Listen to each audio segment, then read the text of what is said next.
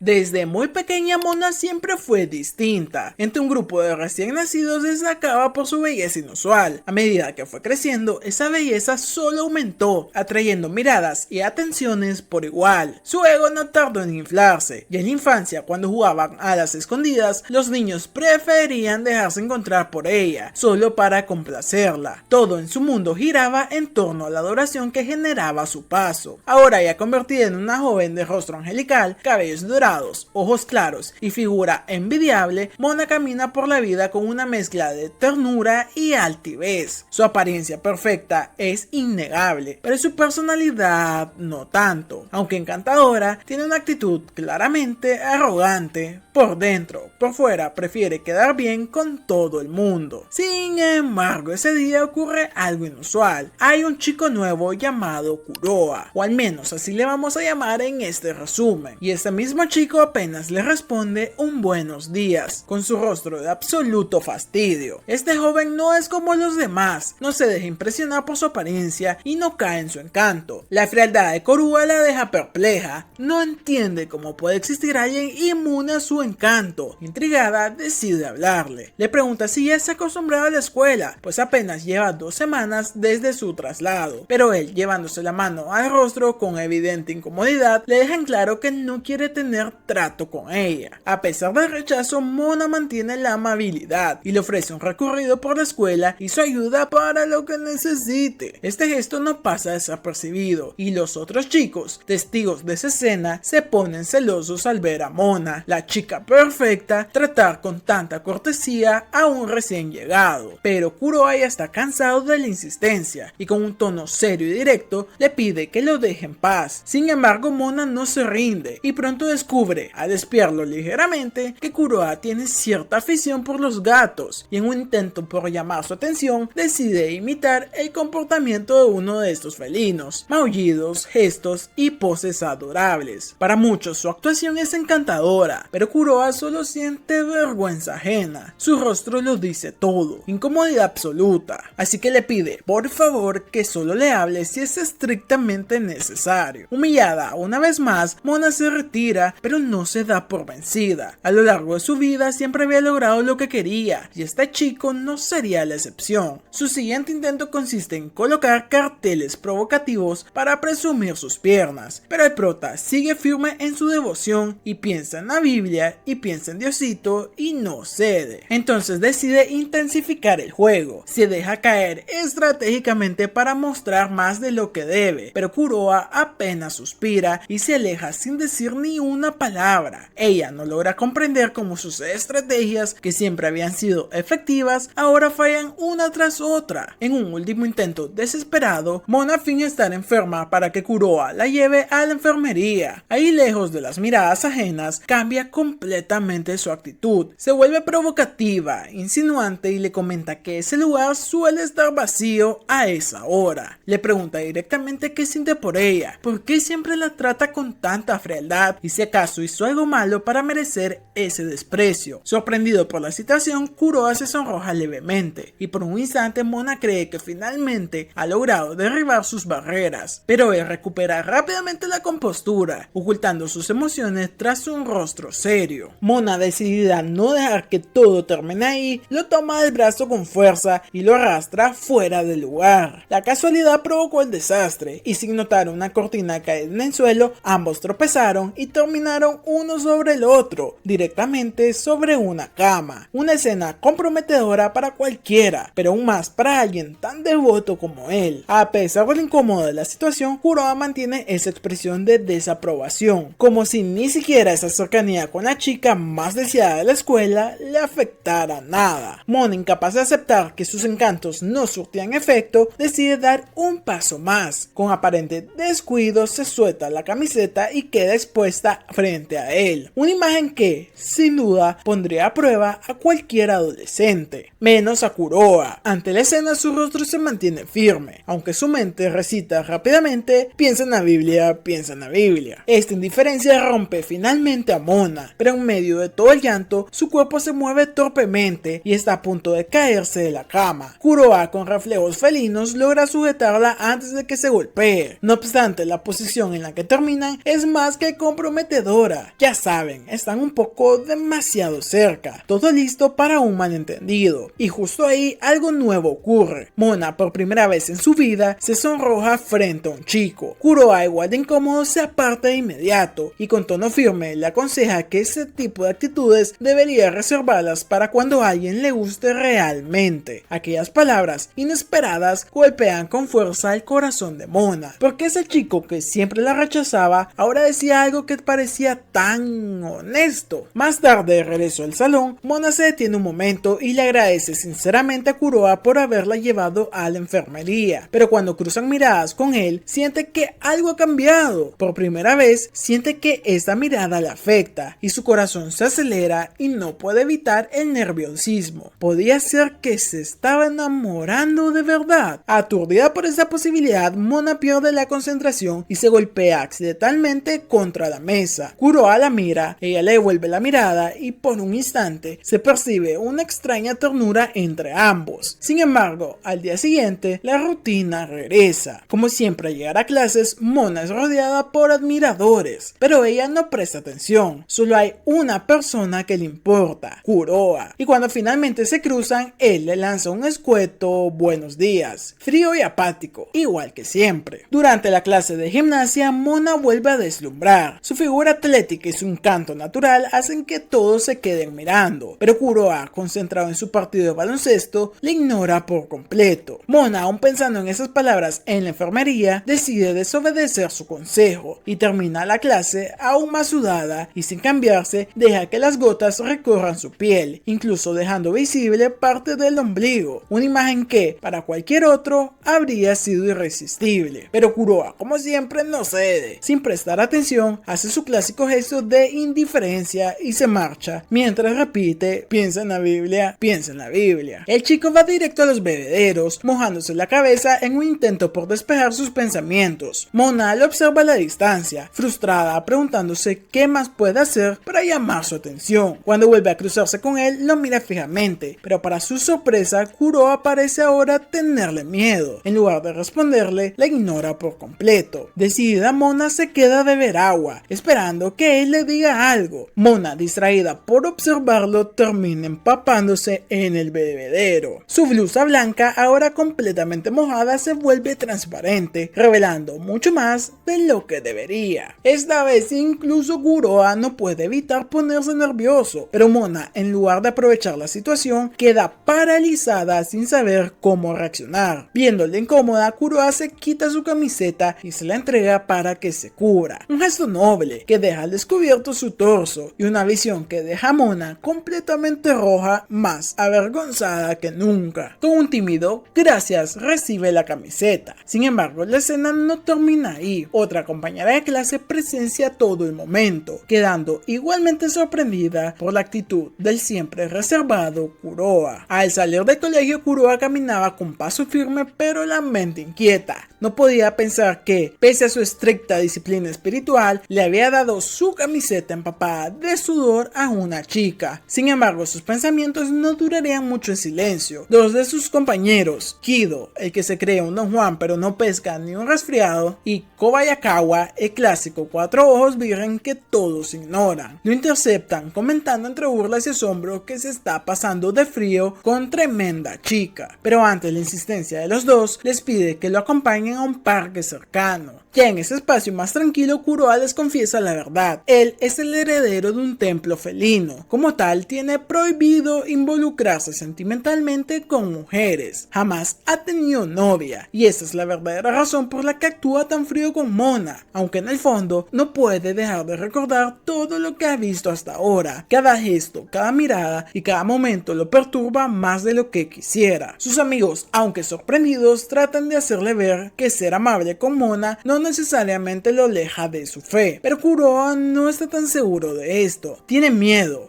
a terminar enamorándose. Por eso insiste en concentrarse en sus deberes como monje. Cada vez que un pensamiento impuro aparece, lo combate con oración, visualizando su misión espiritual. Esa fue de hecho su motivación principal al cambiarse a una escuela mixta: purificar su mente enfrentando directamente a la tentación. Al día siguiente, Mona se le acerca para devolverle la camiseta. Le comenta que ya la lavó, pero lo hace con una voz suave, cargada de intenciones ocultas. Kuroa se sonroja discretamente, más aún cuando ella se le acerca al oído y le susurra si acaso quería que oliera a ella. La pregunta lo descoloca. Mona, aunque emocionada por su reacción, también muestra una pizca de vergüenza. Más tarde la escena de siempre se repite. Mona acapara todas las miradas al caminar por el pasillo, todas menos una, la de Kuroa. Durante la clase de arte, Mona se ofrece como modelo para el ejercicio de dibujo, y aunque lo hace frente a todos, su objetivo es claro, provocar a Kuroa. Para llamar su atención, le dice con un tono seductor que está dispuesta a posar como él desee, con la única condición de no hacerlo completamente como Dios la trajo al mundo. Pero el chico mantiene su actitud de siempre, respondiendo con frialdad que no necesita nada en especial. Mona, sin rendirse, comienza a buscar en su celular algunas poses sugerentes que podrían gustarle. Al repasar fotos, recuerda el momento reciente en el bebedero cuando Kuroa no dejó de mirarla. Entonces se le ocurre algo. Se recoge lentamente el cabello, dejando expuesta su oreja con sutileza. Una pose sencilla pero efectiva. Y por primera vez, Kuroa se sonroja frente a todos. Mona lo nota y cree haberlo atrapado. Cierra su mente, entierra el pensamiento impuro y continúa con su mantra: resistir. Más tarde, Mona nota que otra chica la observa detenidamente. Al principio no le da importancia hasta que también se da cuenta de que Kuroa la está mirando, pero esta vez no había hecho nada provocativo. Aún así, él la observa con un nivel de detalle que la desconcierta, deteniéndose en su cuello, sin ningún tipo de intención evidente. Mona, confundida, empieza a sentir calor extraño en el pecho. Su imaginación se desborda visualizando pensamientos que la abruman. Por primera vez, no fue ella quien forzó la mirada, fue él quien la buscó. Incómoda en ese sentimiento nuevo, huye del salón y se refugia en el baño. Ahí reflexiona, siempre fue ella quien buscó ser vista, quien quiso conquistar, pero esta vez esa mirada la desarmó, le hizo sentir nerviosa, vulnerable, como si en un giro inesperado fuera ella quien estaba cayendo. Más tarde, después de clase, Mona se dirige a la biblioteca. Allí, por pura casualidad, se topa con Kuroa. Ambos toman el mismo libro al mismo tiempo. Justo cuando Mona iba a proponer leerlos juntos,